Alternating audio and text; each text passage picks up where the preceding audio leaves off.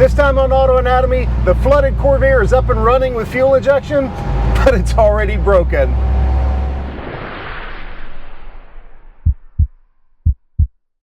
Welcome back to Auto Anatomy. My name is Sean. Thanks so much for joining. You know, it's been 2 videos now on the flooded Corvair with fuel injection, and we have not had a chance to drive it. Obviously, that ends today. The big barrier really has been the throttle linkage, and I've been going back and forth trying to figure out the best way that I want to do it. And I think I figured it out. So on today's video, we're going to get the throttle linkage fabricated, take it for a test drive, do a few little, like tuning runs, and then I'm going to show you about the distributorless ignition system. So let me show you kind of my thoughts on the throttle linkage. Obviously on the throttle body, it's easy just because you've got a ball stud here, we've got a bracket here, and we'll just do a pull cable and pull this way. The problem really is hooking up to the original push-pull system that the Corvair's had. So coming around under the car, you can see this is where the throttle rod that hooks to the pedal goes up to a pivot here, and then right out through this hole is where another rod would go back to a bell crank here that would go up to a rod to push on the carburetors. So my thought is, if I put a cable through here, this is in the rest position, and then this would be full throttle, then it should be able to pull this way and pull the cable, which should pull the bell crank open. So I need to make some kind of an adapter that will key into this this hole, and then have another hole in the middle of it where I can screw in the throttle cable, and then put a clevis on this end through the original hole. I picked up this Locar TC1000 HT72, kind of a universal stainless throttle cable. Picked it up from Summit, and it's longer than I need, but you can cut it down. And here's kind of what I'm thinking. I'm going to make something about like this, and this is just a test piece here, that will go into that little hole, register, and then I'll be able to take the ferrule and screw it into here, and that'll let me have some adjustability on the throttle cable to take up any slack. And then the other end will have just a little ball stud catch on it to hook to the factory throttle body. So I think the first thing is I want to make one of these, another one of these. This was just kind of a proof of concept thing. Got some aluminum bar stock here. Let me measure this up. We're going to drill a hole through the center, tap it for 5/16 24, which is the thread pitch of this. And then since I don't have a lathe, we're going to have to use a drill press to turn it down just a little bit to fit through that hole. So yeah, let me get to making some chips here.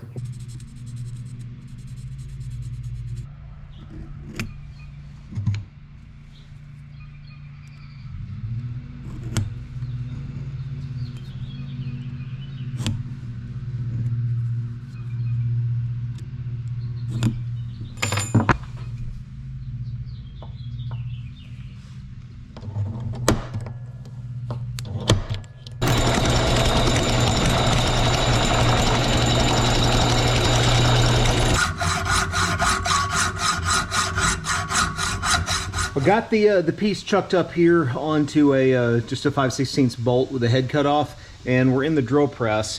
So what I think I want to do is just take a marker and mark a spot about, I don't know, maybe 3/8 inch, 1/4 inch up from the end here, and then that's going to be the part that we turn down so that it'll fit down into that hole there in the body. Because I also want to put a groove for a circlip on there just to kind of hold it in place.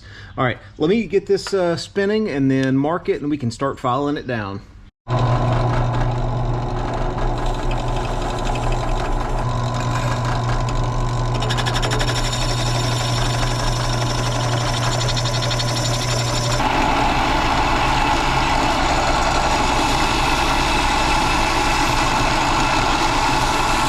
Okay, perfect. All right, so let me take this back off, chuck it back up into the drill press, and then we can cut a little groove down in here for a circlip and start mounting the throttle cable.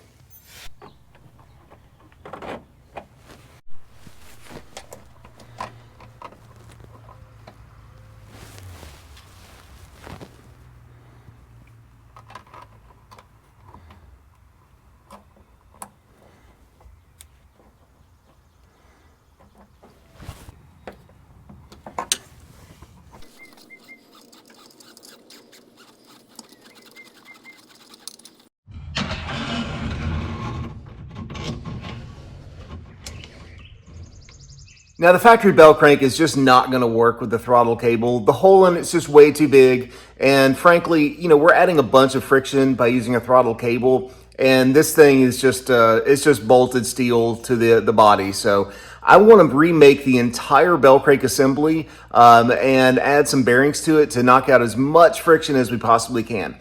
So let me just pick up some measurements off the original bell crank, and I think I want to knock this new one out of some aluminum and throw some bearings in it to reduce friction as much as possible. So let me just take a quick measurement off the original and translate that to some aluminum scrap pieces we've got around, and then see if we can finally get the last piece of our puzzle to get the throttle linkage working.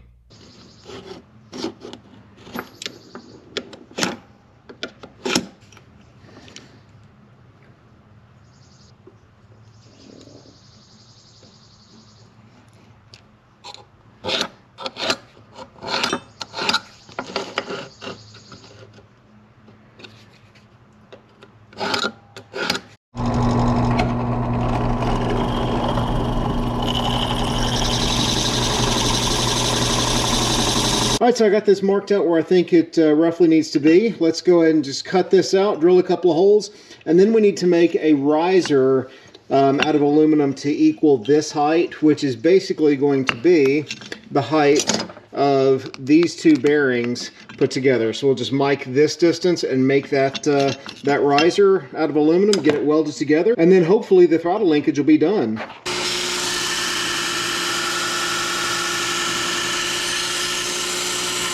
All right, just a little bit more trimming to get that to sit flush, and then I think this is about ready to start cleaning up and welding.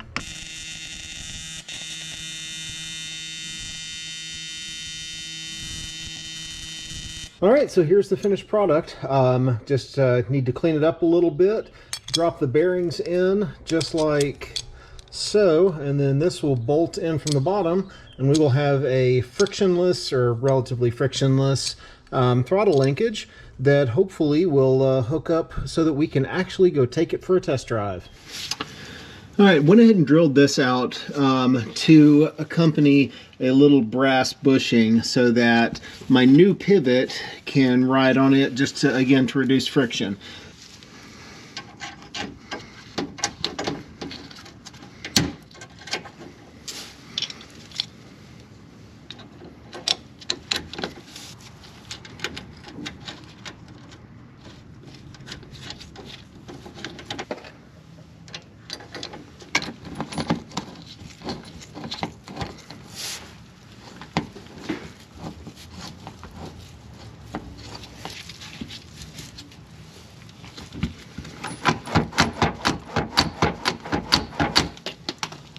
With the throttle linkage completed, I think it's time we go take it for its first fuel-injected test drive.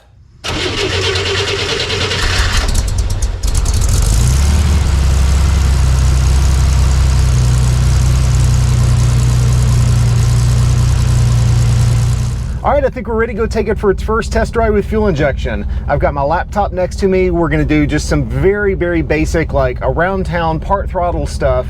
And then once I feel comfortable with, you know, just the overall drivability, then we'll start doing some little bit higher throttle percentage stuff, because I really just want to take it super calm, super easy, and just feel it out, because this thing has never had fuel injection before. I've never worked with a micro squirt system before, so we're both kind of feeling each other out. But I think it's time. We got no more excuses. Let's go take it for a drive.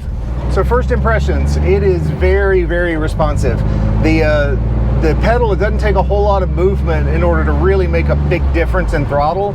And I think that's partly because the throttle body's pretty big on it for the size engine. It's like a 60 millimeter off of a Fox body Mustang. So it's used to feeding 302 cubic inches versus, you know what, 164 cubic inches. So maybe a little big still, but we'll just do some tuning and figure it out first.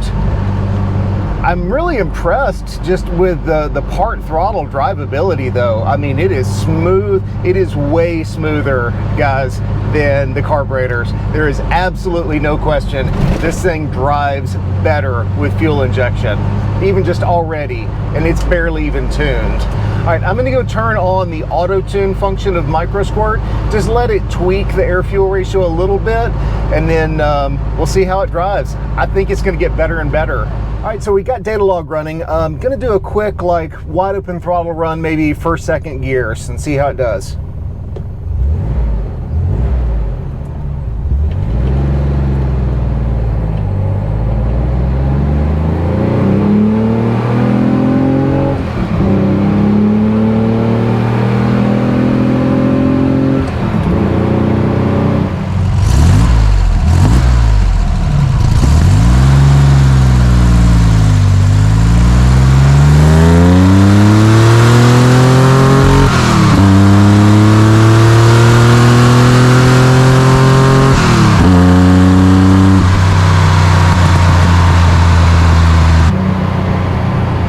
It sounds great.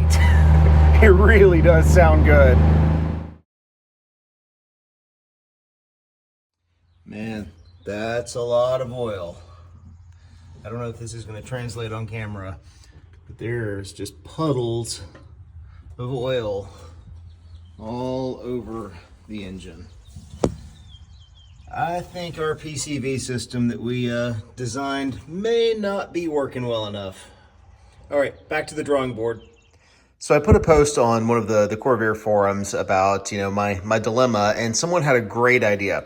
They said, why don't you just take and hook the PCV valve basically up to vacuum and then run a line all the way down from the oil filler to fresh air. So that way you've got fresh air going into the engine and then being sucked out through the PCV valve back to the engine vacuum. So what I'm gonna do is, I think I'm just gonna put like a Holly jet maybe in the end of the PCV valve. Hopefully that'll screw in there, and that'll provide a little bit like a metered restriction, and then create a new tube that runs across the back of the engine that'll go from the vacuum block all the way down to the little crossover, and then come down and run straight into the PCV valve. And then on the backside of, let's see if I can show this here, backside of the oil filler, just drill and tap and put in like a little pipe nipple. And then I think what makes the most sense for me is just make a little pipe that comes up and then goes to the original like nipple here on the throttle body. So this will be the air inlet going down into the oil filler, into the crankcase, and then it'll get sucked out through the PCV valve, and hopefully that'll create enough negative pressure within the crankcase that I don't have any more oiling problems.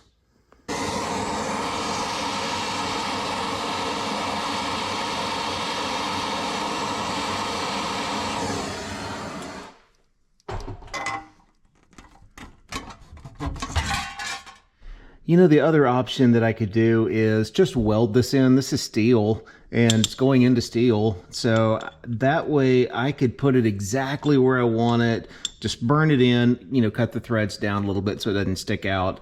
But yeah, I think I'm just gonna do that instead. That'll just save me so much more time. All right, let me trim this down a little bit, drill a hole, and we'll get this guy mounted. Yeah, I think I like that better. So I'm just gonna play with the angle here a little bit, get it just right, and then this should be a quick and easy solution to my my PCV problem. So here's the roughly finished product. I still need to do a little smoothing like down inside there, just to make it where it doesn't stick out too much into the oil filler, although it's probably not that big a deal. It's just more for me. And then we'll get this cleaned up, painted, and put back in the car.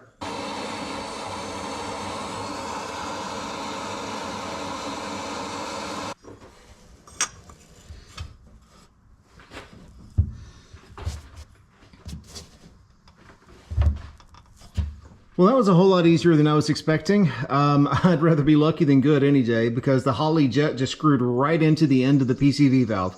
So now we just can drop this right over about there and then run a vacuum hose to it. And then I think we should be pretty close to being done.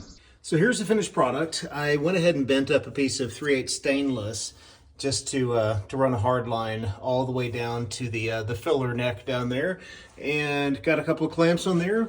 So the next step is I just want to test the concept before I spend all this time making a hard line.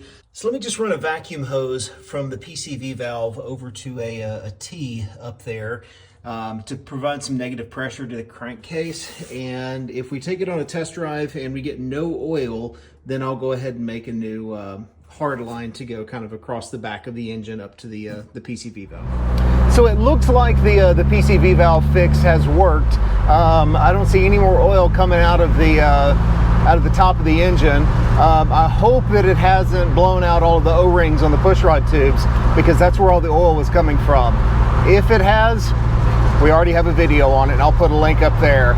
But right now we're on our way to the Watson Engineering car show in South Carolina. So Watson Engineering is a company that makes all kinds of stuff. Like, they do powder coating, they do metal fab, whatnot. And apparently the owner was a big hot rodder, and he's got a big car show this year. From my understanding, they haven't had it in a couple of years now, but I think they're expecting something like 200 cars to show up, and hopefully there will be a few more Corvairs. So let's head that way, and maybe we can meet some fans.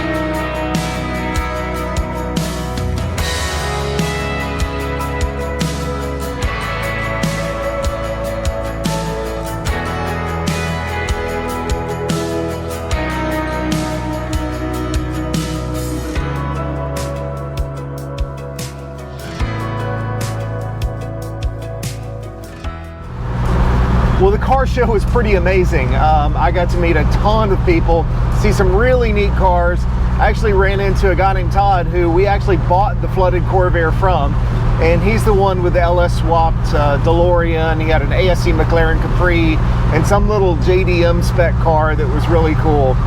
On the next video, we're going to be doing a distributorless ignition system. Now, a large portion of that is coming from Ted Brown at Corvair EFI, so make sure you check him out.